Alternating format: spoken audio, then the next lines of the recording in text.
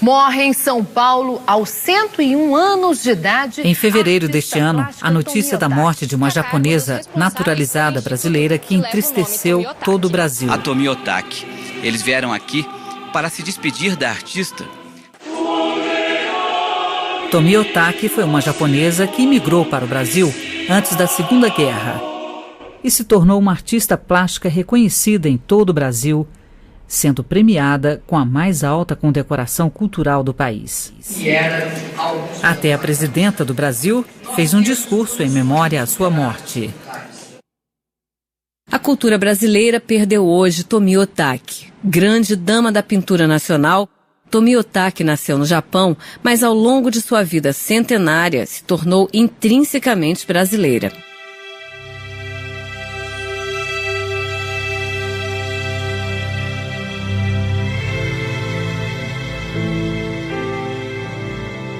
Foram 190 mil os japoneses como a Tomi Otaki que saíram do Japão antes da Segunda Guerra e imigraram para o Brasil. No Brasil, os imigrantes encontraram na imensa selva espalhada pelo interior do país o seu meio de sobrevivência e iniciaram o seu desbravamento. O melhoramento do solo em grande escala e o cultivo de várias hortícolas que não existiam no Brasil. Os imigrantes japoneses revolucionaram a cultura alimentar brasileira e chegaram a ser chamados de deuses da agricultura. Depois da guerra, os descendentes de japoneses começaram a avançar para o mundo político e empresarial. No núcleo das maiores empresas brasileiras, era possível encontrar personalidades nipo-brasileiras. Brasil, uma nação multiétnica. Nele, os nipo-brasileiros vêm mostrando uma grande presença. A cultura e a educação. A educação e a cultura é o que eu mais admiro. Pessoas boas, batalhadoras, lutadoras, né? Então, eu acho que a gente tem que ter orgulho de ter os imigrantes japoneses aqui no nosso país. Esse ano se comemora os 120 anos da relação diplomática entre Japão e Brasil. Vamos rever a trajetória dos imigrantes japoneses que foram adquirindo prestígio no país ao longo do tempo.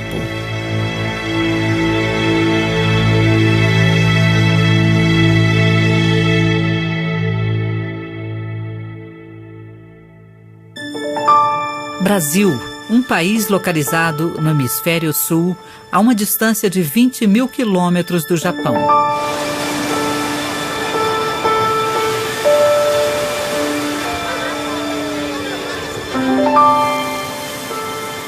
O Instituto, situado no Rio de Janeiro, conta com um dos melhores acervos fotográficos do país. Nos últimos anos, houve uma doação de um grande número de fotografias que trouxeram à tona novas realidades da história dos imigrantes japoneses no Brasil.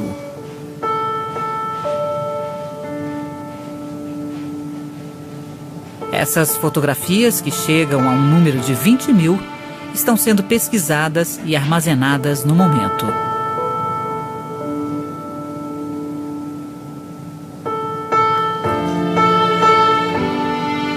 A maioria das fotografias ilustra a vida dos imigrantes japoneses no campo, onde deixaram uma grande contribuição ao país.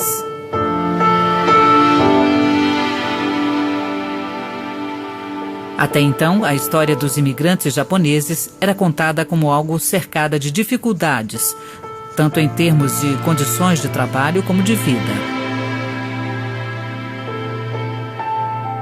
Mas as fotos captavam a alegria e a emoção do dia a dia dos imigrantes japoneses no solo brasileiro.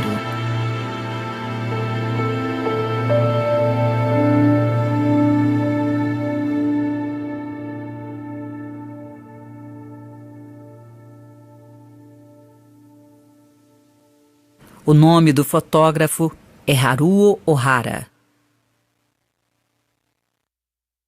Foi um imigrante que saiu de uma aldeia montanhosa no Japão antes da Segunda Guerra para tentar a sorte no Brasil.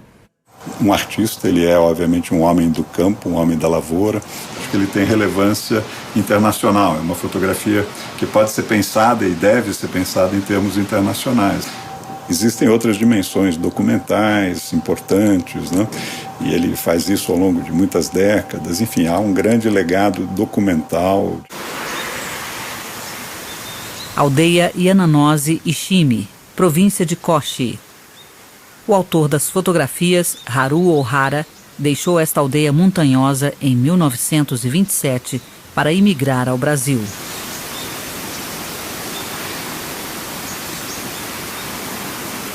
A aldeia, cercada por montanhas íngremes, não apresentava condições de ampliar a área de cultivo. E mesmo com todo o esforço e criatividade, a vida dos agricultores era insustentável.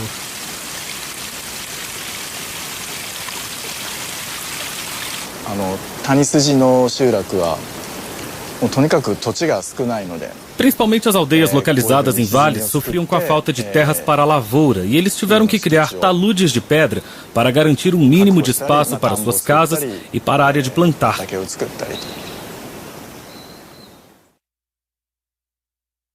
Apostar numa nova vida no exterior para sair desta vida difícil. Foi assim que Haruo Ohara, de 17 anos, partiu para o Brasil. Certamente. O Japão da pré-guerra ainda apresentava condições de pobreza e as pessoas tinham dificuldades em viver. Por isso mesmo, alguns escolheram deixar a sua cidade natal e se aventurar no estrangeiro. Foi assim que uns escolheram, por vontade própria, emigrar para o Brasil.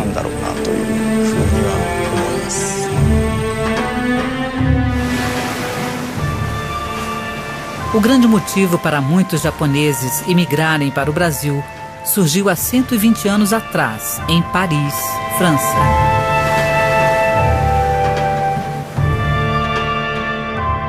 Devido à abolição da escravatura, o Brasil passou a precisar de alternativas para a mão de obra.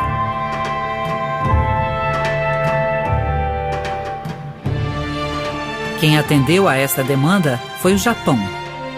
Em 1895, os dois países assinaram o Tratado de Amizade em Paris. A imigração japonesa ao Brasil iniciou-se com este tratado.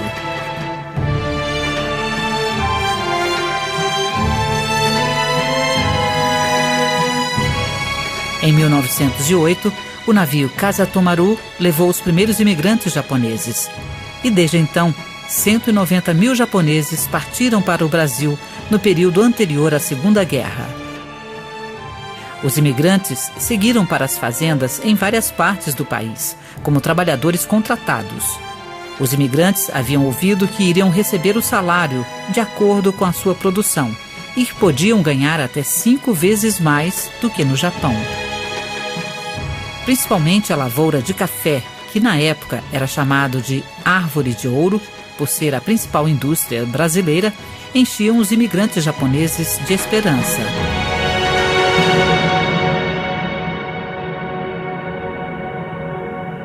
No entanto, o que os esperavam no interior era a semi-escravidão. Colhiam os grãos de café com as mãos.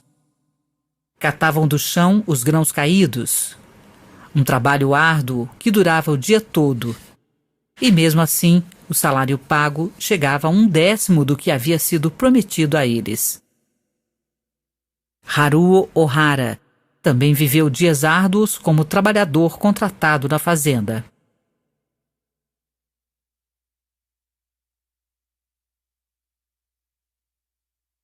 Isso é um verdadeiro inferno. Obter algum lucro nem pensar. Pelo contrário, recebe-se menos do que deveria por este trabalho. Um absurdo.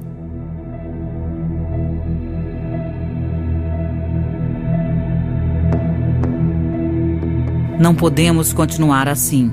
Haruo e os imigrantes japoneses apostam as suas fichas numa nova empreitada. Fazem empréstimo e adquirem terrenos na mata selvagem para se tornarem agricultores autônomos.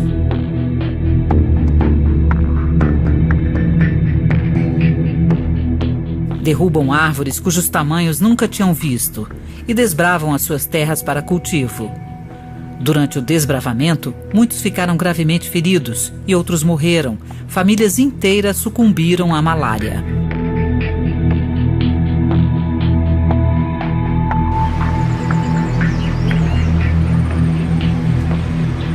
O lugar que Haruo Ohara escolheu para desbravar foi a região sul do Brasil, a cidade de Londrina, a 500 quilômetros da costa.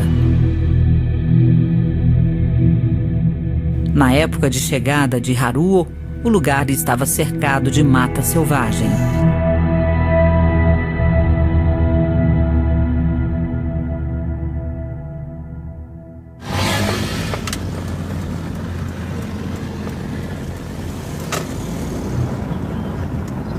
Sunao, o segundo filho de Haruo, que faz 74 anos este ano.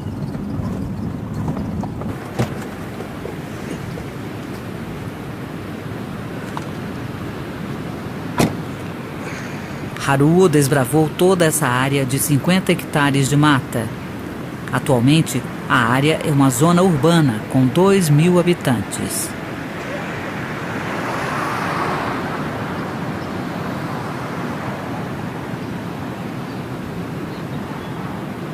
Aqui seria mais ou menos a cabeceira do sítio do meu pai. Então tinha uma estrada aqui, estrada de terra, né, naturalmente, bem estreitinha, só para passar uma carroça. Dia de chuva era terrível, né? Não tinha como andar.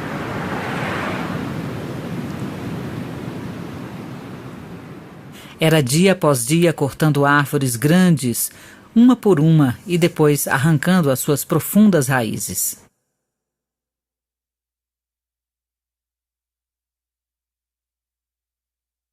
Haruo Ohara levou anos transformando aos poucos a mata selvagem em terreno agrícola. Essas árvores enormes, o corte dela foi com serra, mas tudo serra manual. Porque os pais não demonstravam os problemas. Se eles tinham problema, eles ficavam com eles, né? Então a gente não sentia os problemas dos pais. Agora, eles parece que enfrentaram muitos problemas, sim, mas acho que nunca desanimaram. Foram dias árduos de desbravamento. Entretanto, o que Haruo Ohara registrou no seu diário foi a emoção de haver conseguido obter a sua terra no Brasil.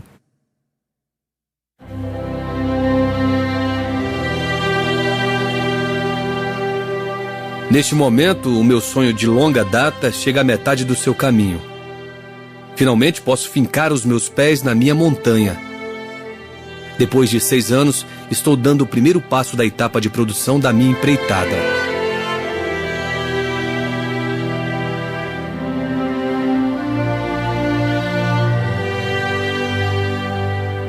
Surge a vontade de transmitir esta emoção para a posteridade.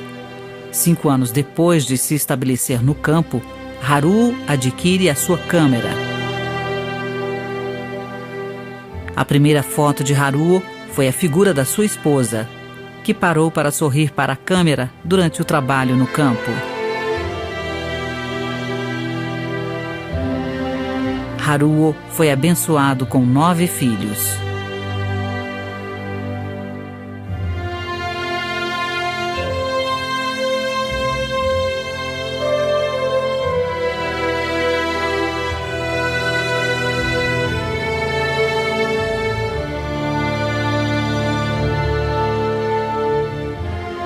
Unindo os esforços, a família de Haruo Ohara foi vencendo as dificuldades naturais do Brasil.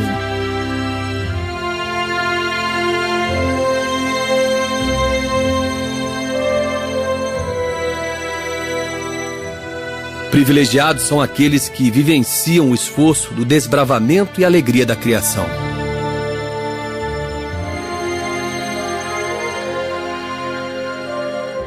Não importa o quão duro foi o trabalho e intenso o calor do dia.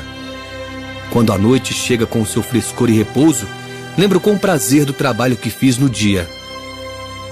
Nestes momentos, não me vem nenhum resquício das dificuldades que passei.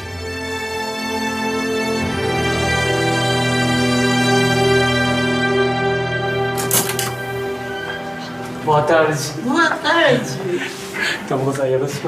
Tomoko, a filha mais velha de Haruo.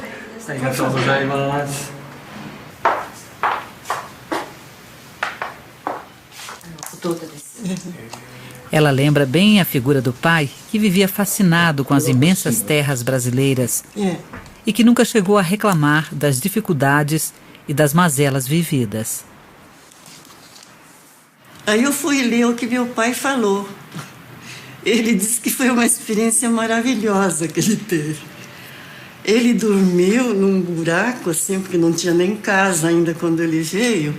Os pássaros, né, cantando, o sol chegando, assim, aquelas árvores, assim, com várias flores e plantas.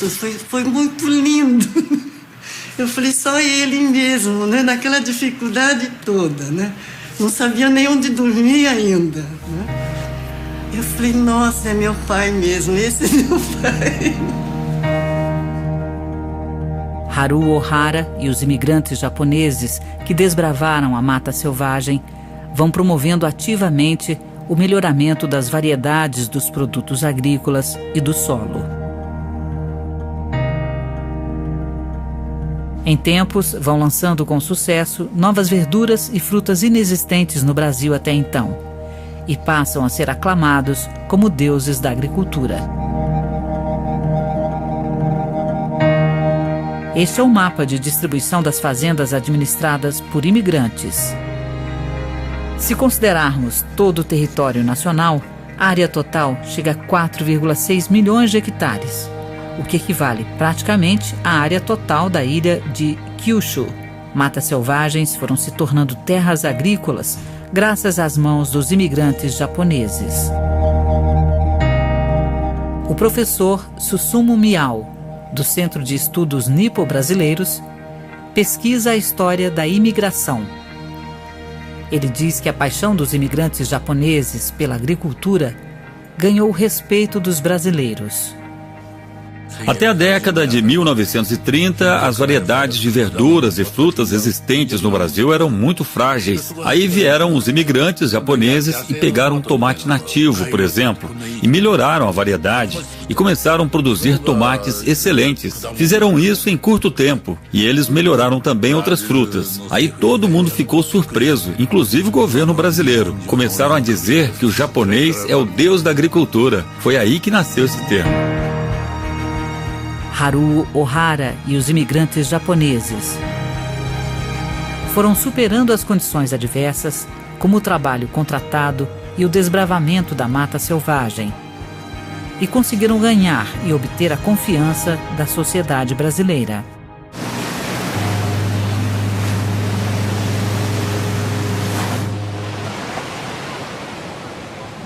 O Porto de Santos, onde muitos imigrantes japoneses desembarcaram provenientes do Japão.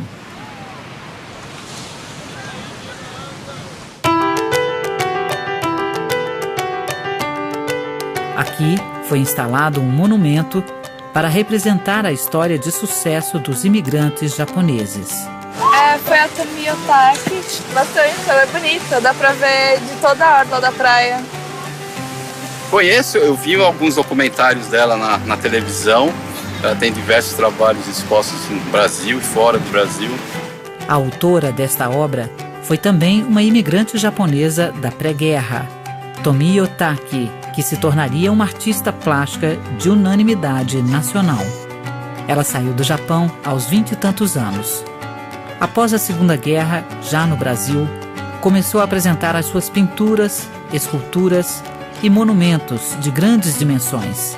Recebeu várias premiações artísticas no Brasil e, em 2013, foi condecorada com a Ordem do Mérito Cultural, a mais alta honraria da cultura brasileira. O ser humano quer depender de algo, se apegar a ele. Eu não faço isso. Eu acredito apenas em mim. Tomie Otaki nasceu em Kyoto, no ano de 1913. Filha de uma família com tradição de 3 gerações em comércio de madeira. Senhor Yuji Nakakubo, sobrinho de Tomie. Viveu a sua infância na mesma casa da Tomie. Segundo ele, a Tomie era uma mulher de gênio muito forte, que detestava ter que se encaixar aos velhos costumes. Ela era o que chamamos hoje de uma rebelde, quase que uma delinquente. E ela era famosa por isso. A minha avó então batia nela. Para que a sua mão não doesse, ela pegava um desses espanadores, que em Kyoto chamamos de sussurrarai, e batia com o cabo do espanador, assim. Pau, pau. Mas a Tomie não estava nem aí. Detestava ser mandada a fazer as coisas. Ela ficava verdadeiramente revoltada com essas situações.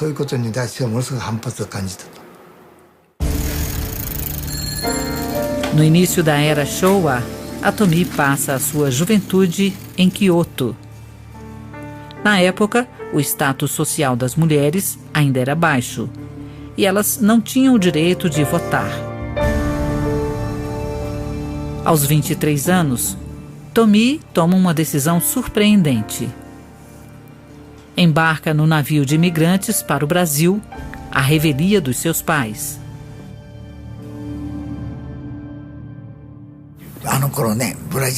No Japão da época, as casas tinham telhados de cor cinza. Isso dava um aspecto de tristeza a tudo, ao Japão inteiro. Levei 45 dias de navio para chegar aqui. Ao chegar, sinto um ar alegre em tudo. Então respirei fundo e a minha respiração, o ar em si, trouxe-me uma tonalidade amarela. Foi uma sensação maravilhosa.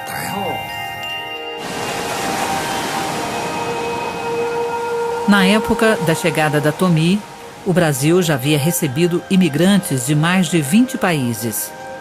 E a maioria da sua população eram os próprios imigrantes e seus descendentes.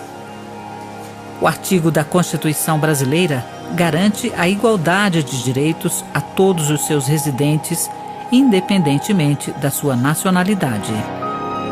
É estabelecido claramente que não deve haver discriminação por causa de origem, sexo ou raça.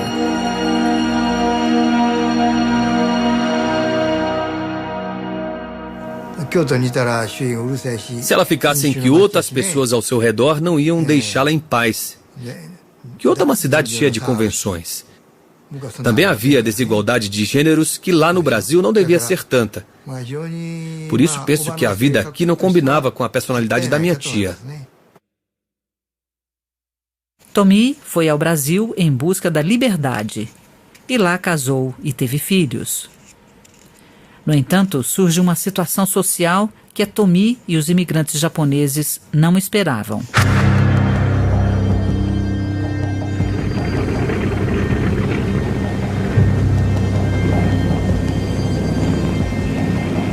Em 1941, o ataque militar japonês a Pearl Harbor faz eclodir a Guerra do Pacífico. Os nipo-brasileiros souberam da participação japonesa na guerra através do rádio.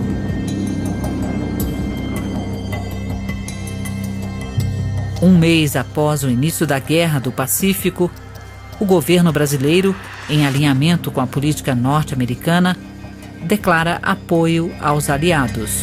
Comunicando em virtude da recomendação terceira da reunião de consulta dos ministros das Relações Exteriores das Repúblicas Americanas, o Brasil rompia suas relações diplomáticas. Assim, as relações diplomáticas com o Japão foram rompidas.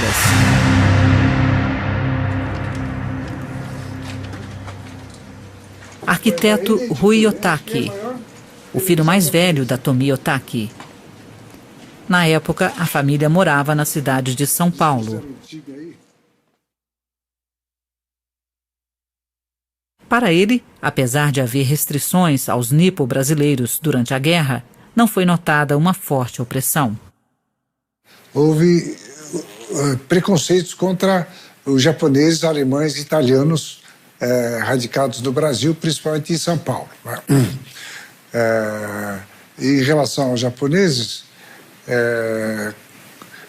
eu não percebi muito porque eu era muito pequeno. Evidentemente, ela, como a grande maioria, né, das pessoas, lamentaram muito a guerra. A guerra é uma coisa antidemocrática, anti-humana, né? Então, todo mundo lamentava a guerra. Pronuncio para todo o meu povo que vamos aceitar a rendição. O fim da Guerra do Pacífico, que durou 3 anos e 8 meses.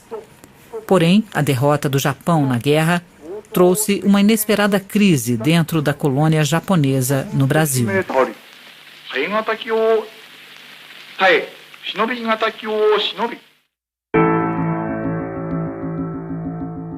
O motivo da crise foi o descrédito de muitos nipo-brasileiros em relação às notícias sobre a derrota japonesa que circularam no Brasil, achando que eram mera propaganda. Entre os nipo-brasileiros que não acreditavam na derrota japonesa, surge um grupo extremista chamado de Kashigumi. Um grupo de patriotas japoneses formado durante a guerra com o intuito de contribuir de alguma forma para a vitória japonesa. Durante a guerra, os Kashigumi ouviam as transmissões de ondas curtas das forças imperiais que proclamavam a vitória japonesa. A inesperada notícia da rendição japonesa pegou-os de surpresa. A desconfiança era tamanha que eles desconfiaram até da transmissão radiofônica da rendição do imperador. Engraçado que no mesmo dia da transmissão surgiram boatos de que a transmissão foi fraudada pelos norte-americanos e que, na verdade, quem venceu a guerra foi o Japão. Boatos de que o exército japonês desembarcou na Califórnia, que estava avançando em direção a Washington. E parece que as pessoas ficaram felizes com esse boato. A maioria deles tinha a convicção de que no final o Japão ia vencer. Eles cresceram recebendo esse tipo de educação. Para eles, o Japão jamais se renderia ao inimigo. Por outro lado, haviam nipo-brasileiros com informações precisas da derrota japonesa. Tomie Otaki foi um deles. Como nós moramos em São Paulo, né, e com os jornais, tipo Estado e Folha, então nós não tínhamos dúvida nenhuma que o Japão tinha perdido a guerra já tinha terminado, né? Não se comentava isso. Como a guerra não terminou, né? Isso não era objeto mais de discussão. Os Kashigumi começaram a atacar deliberadamente os nipo-brasileiros que acreditaram na derrota japonesa. Aquele que falasse da derrota era taxado de traidor.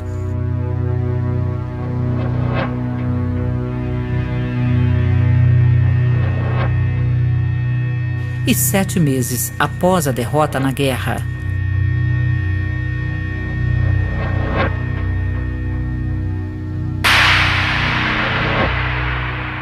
os Kashigumi começaram a matar os nipo-brasileiros que divulgavam a derrota japonesa. Em menos de um ano, foram assassinadas 23 pessoas.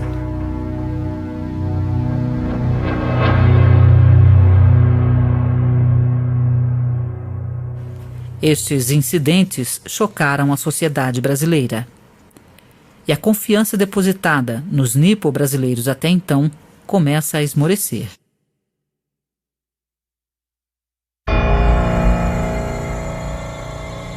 Em agosto de 1946, foi submetido ao Congresso Nacional o projeto de emenda constitucional sobre a proibição de entrada de imigrantes japoneses.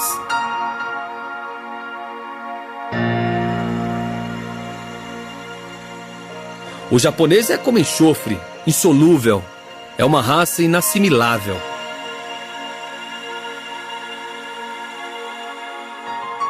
O Brasil está sendo invadido por pessoas que não querem assimilar a nossa cultura e que representam uma ameaça à nossa existência.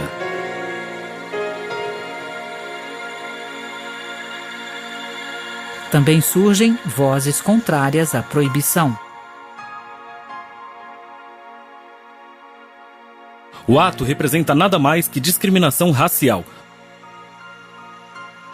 O mesmo ato pelo qual recriminamos e atacamos o nazismo.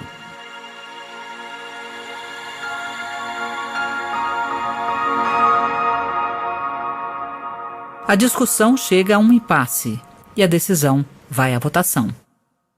O resultado da votação termina com 99 votos a favor e 99 votos contra. A decisão final fica a cargo do voto do presidente do Congresso Nacional. O último voto que definiria o destino dos imigrantes japoneses. E o presidente do Congresso Nacional vota contra a proibição à imigração japonesa.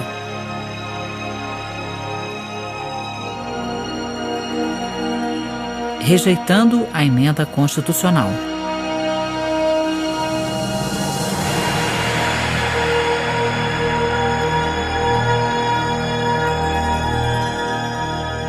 Foi preservado o espírito da Constituição brasileira, que garante a igualdade de direitos perante a lei a qualquer raça.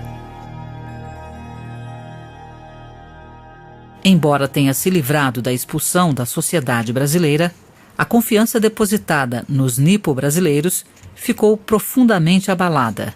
A recuperação da confiança perdida era um grande desafio para a comunidade japonesa no pós-guerra.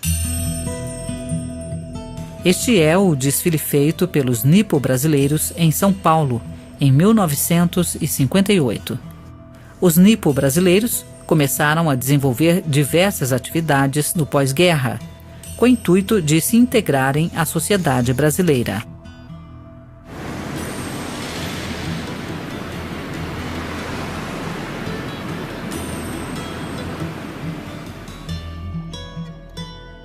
Neste ambiente, Tomi Otaki foi aquela que mais rapidamente se inseriu na sociedade brasileira e elevou a fama dos nipo-brasileiros.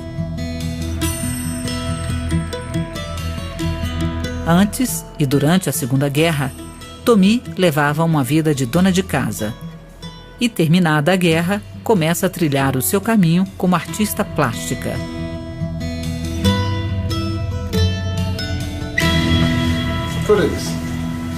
Este é o quadro. Foi o primeiro quadro que ela pintou.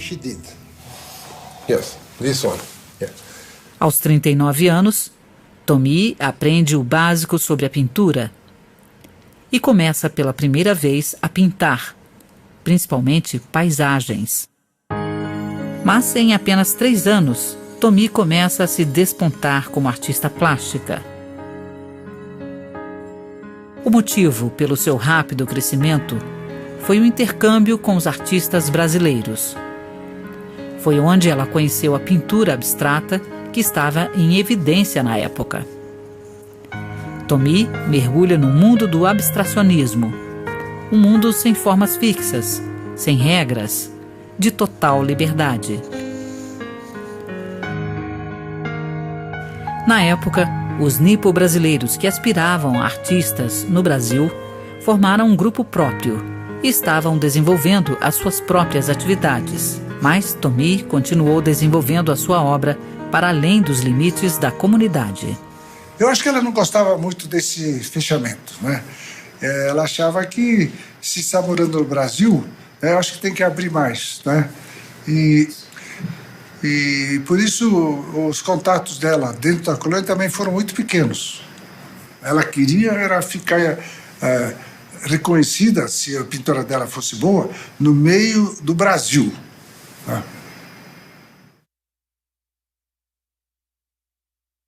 Esta obra abstrata levou a Tomi a ser reconhecida pela primeira vez na sociedade brasileira.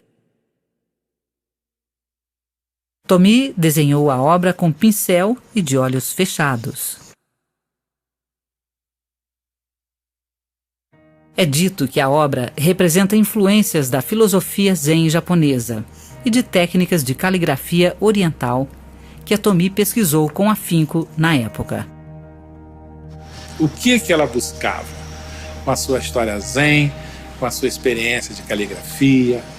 E se não vê, qual será o outro sentido que estará no lugar? Não é? Mas também tem um sexto sentido, que é a percepção do mundo, do tempo, etc. Né? Ela é reconhecida como uma artista brasileira e entre as maiores. Em 1960, a série de pinturas abstratas da Tomi é altamente reconhecida e ela recebe o prêmio máximo da arte contemporânea brasileira. O Brasil abraçou o surgimento da imigrante japonesa Tomi Otaki.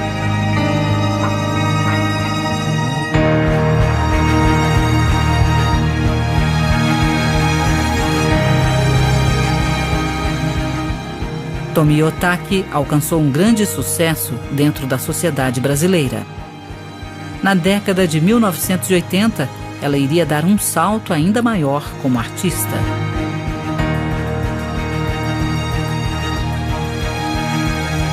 O novo desafio da Tomi é a produção de um enorme monumento de 20 metros de comprimento e 17 toneladas de peso. Tomi queria criar enormes monumentos que pudessem ser vistos pelas pessoas. Uma forma dela mesma encarar o povo brasileiro com maior profundidade.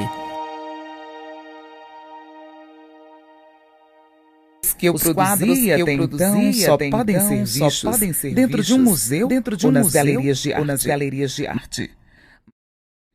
Mas eu quero compartilhar o prazer da arte com mais pessoas.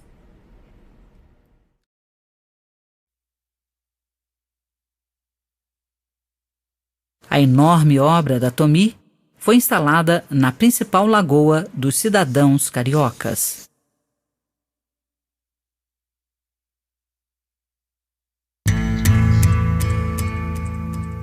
No entanto, começam a surgir críticas por parte dos moradores e artistas em relação ao enorme monumento.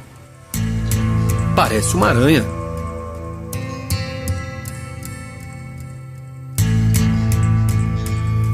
Esta obra horrível deveria ser removida. Para piorar, a obra é acometida de outros incidentes.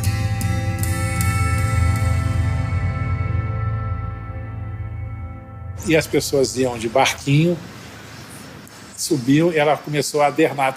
Foi para o estaleiro para consertar. Nesse ínterim, o estaleiro entra em falência e a obra entra na massa falida porque não tinha quem, naquele momento, defendesse. Culturas do Calder enormes sumiram, foram para um depósito público e foram vendidos como ferro velho.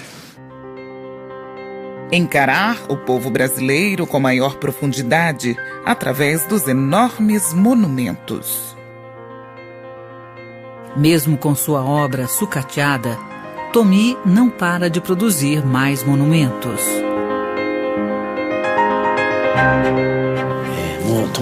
Ela tinha forte convicção em avançar e avançar. As pessoas podiam dizer o que quisesse, mas para ela entrava por um ouvido e saía pelo outro. Na verdade, deveria ter entrado muitas coisas no ouvido dela. Mas ela continuou firme no seu caminho. Acho incrível essa força que ela tinha.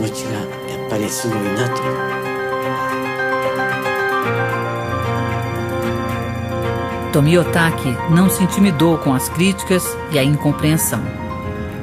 Continuou produzindo as suas obras de grande dimensão.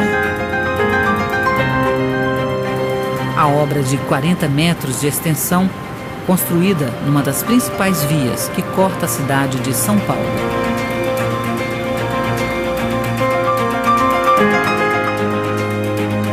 A obra de 20 toneladas, instalada no Aeroporto Internacional de São Paulo, a porta de entrada pelo ar da cidade. Tomi foi criando e instalando cerca de 40 grandes monumentos por todo o Brasil.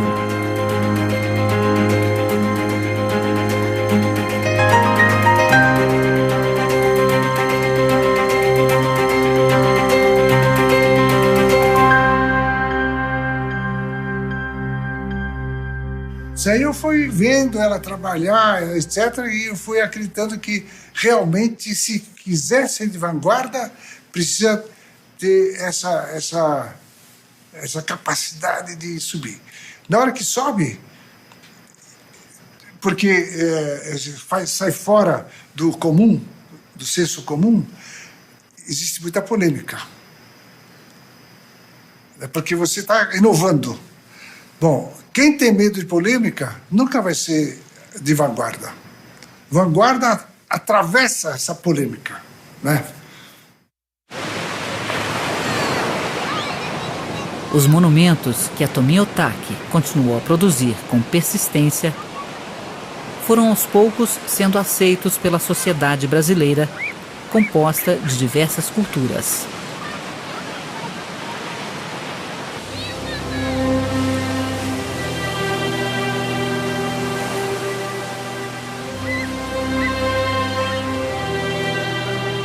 A Tomi, que procurava relacionar-se profundamente com os brasileiros através das suas enormes obras, nunca pôs nome nelas.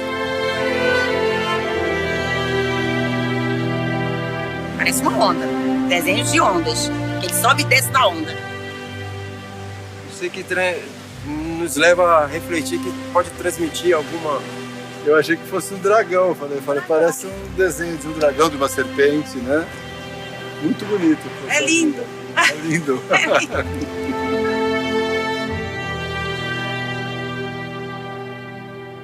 Se eu colocar um nome na obra, as pessoas vão ficar presas à ideia do nome.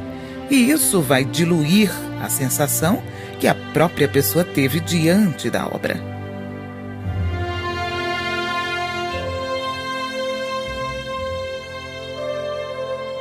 Cada pessoa sente da sua forma.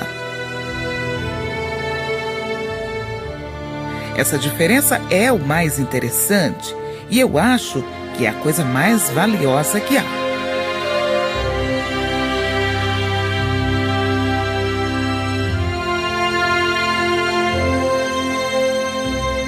A sociedade brasileira abraçou a Tomi Otaki.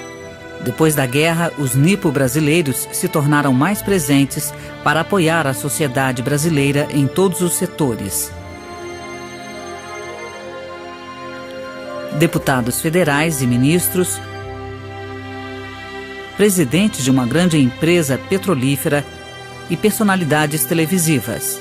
Na formação destas pessoas proeminentes, existe por trás um espírito único dos nipo-brasileiros.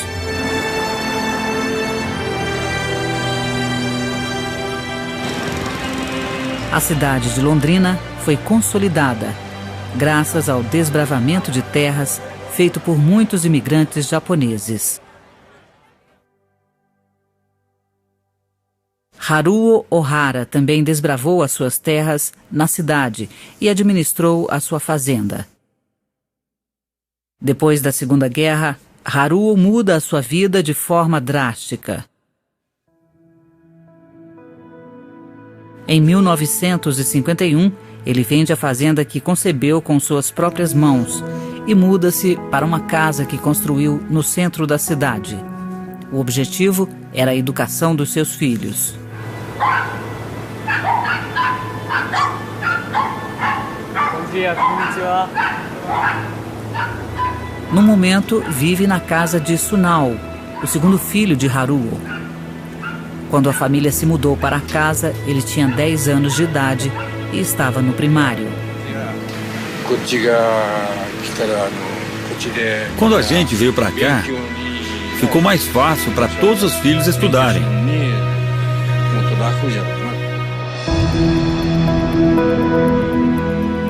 Haruo Ohara, que expressou através das fotos a sua emoção de viver no solo brasileiro, desejou fortemente que a próxima geração contribuísse para o progresso da sociedade brasileira. Dar do melhor para todos os filhos que tenho.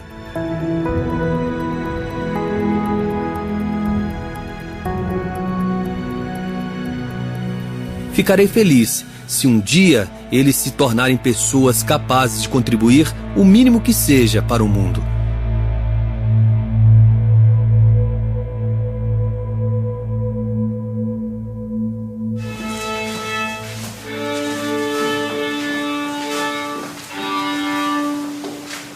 Apesar de não dispor de muitos recursos, Haruo investiu o dinheiro que tinha na educação dos filhos.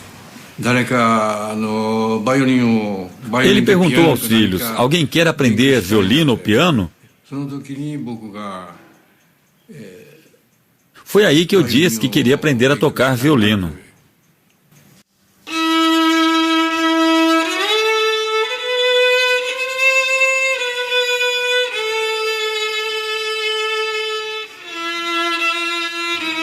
A música Kojo no Tsuki, que Haruo Ohara gostava. Sunao e os filhos de imigrantes japoneses se esforçaram nos estudos para corresponder às expectativas de seus pais.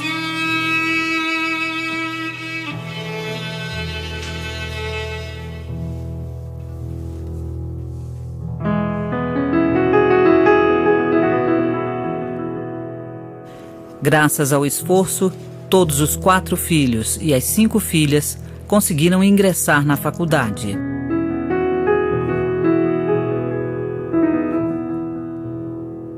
Por trás desse êxito, havia a figura de Haruo, que vendeu uma grande parte das suas terras e, por vezes, chegou a contrair dívidas para pagar as volumosas despesas de escola dos seus filhos. E o dia estava banguela. Estava sem dente. Aí eu falei pra mamãe, mãe, que vergonha, né? De sem dente. Aí ela falou pra mim assim, sabe por quê? Porque o dinheiro que ele podia gastar com o dentista, ele tá mandando pra vocês que estão estudando fora. Então, verdade.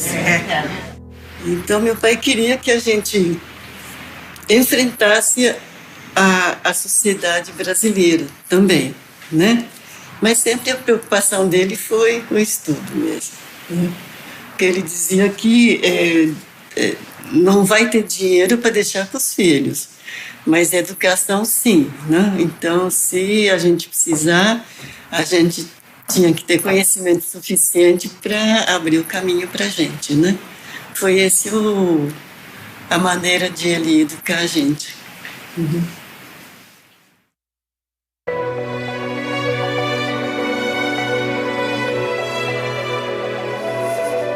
A educação que os imigrantes japoneses da primeira geração batalharam para oferecer aos seus filhos. As marcas desse empenho podem ser notadas na Universidade de São Paulo, considerada a universidade mais difícil para se ingressar no país. Na década de 1970, a porcentagem de nipo-brasileiros na população do país era 0,8%. Mas a proporção de nipo-brasileiros nesta universidade chegava a 15%, e muitos deles alcançaram cargos importantes dentro da sociedade brasileira. Era assim, as pessoas tinham medo, porque se sabia que se tinha um japonês, ele ia entrar sem dúvida nenhuma, justamente por ele ser uma pessoa estudiosa, séria, competente, né? Filhos, netos, se desenvolvessem na educação, que tivessem sucesso, né, na educação, eu acho que isso é fundamental e é uma característica bem importante da sociedade japonesa.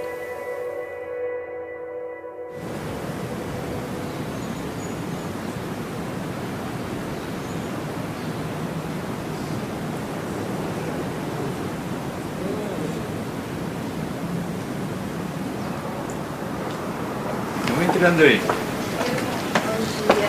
Bom dia. Domingo, os filhos e os netos de Haruo Ohara se reúnem na casa. Vai. Vem. Olá.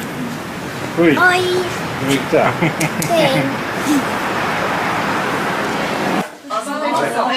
Haruo faleceu em 1999, mas o almoço da família na casa continua acontecendo toda semana. Haruo foi abençoado com 9 filhos, que por sua vez lhe deram 21 netos e 24 bisnetos. Destes, 70% são mestiços.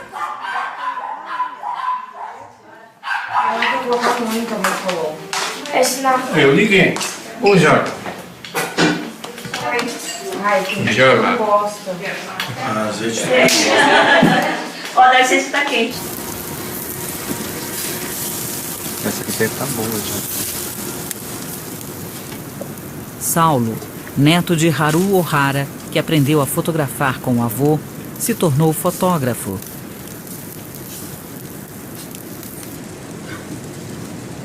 Saulo trouxe a sua noiva, Daiane, brasileira, descendente de portugueses.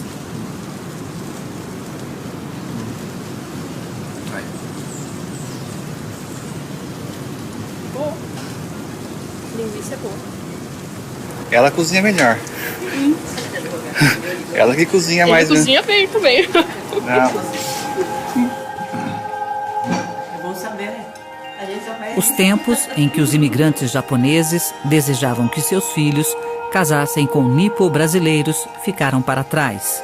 É, 嬉しいですね。Como é que fala? Ela é uma pessoa muito boa.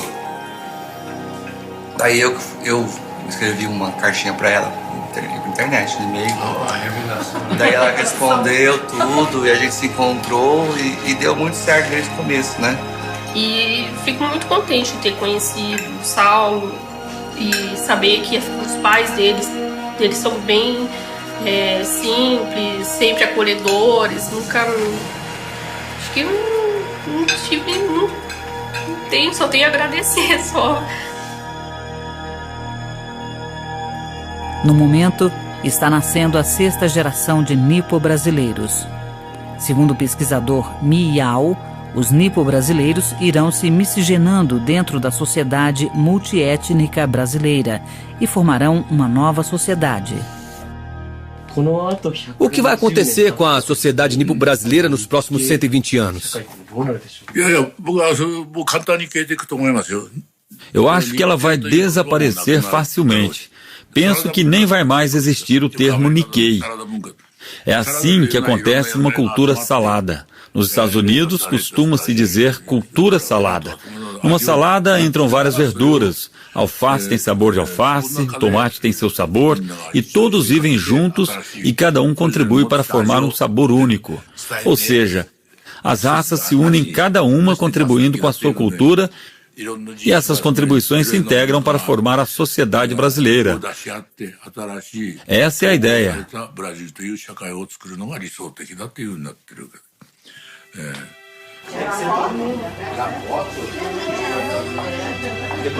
Haruo Ohara registrou a sua família vivendo e criando raízes no solo brasileiro. Seu neto, Saulo, se tornou fotógrafo e continua carregando o bastão deixado pelo avô.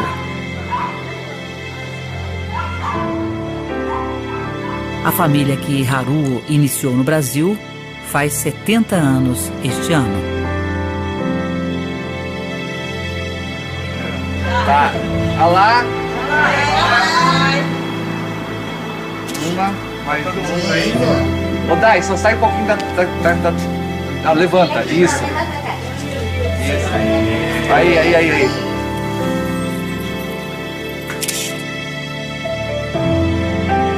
Japão e Brasil, 2 países profundamente ligados pela imigração.